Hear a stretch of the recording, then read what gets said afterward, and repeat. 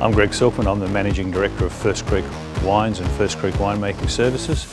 We're a winemaking and bottling facility in the Hunter Valley in New South Wales. We've only got Toyota forklifts on site now. They're mainly used to load bottles onto the bottling line, to take pallets off the end of the line, to work in the warehouses and to load trucks. They're all electrics except for this one that's a diesel. The electric forks in this area just first of all are quiet, they're more efficient and they don't produce any carbon monoxide or any dust or dirt. So it's a much better forklift to use inside the building. We chose the Toyota materials handling product because of the safety features, and the three ones that were really important to us was the halo lighting system, the operator presence system and the SAS stability system. Security and safety of our staff and our operators is primary. These Toyota products really focus on that for us.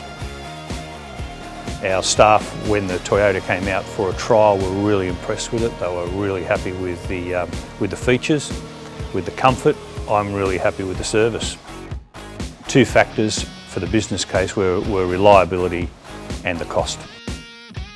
We're really happy with the relationship between Toyota's material handling and First Creek Wines. I think what we've been able to achieve here is a mutually beneficial partnership that will really benefit our business.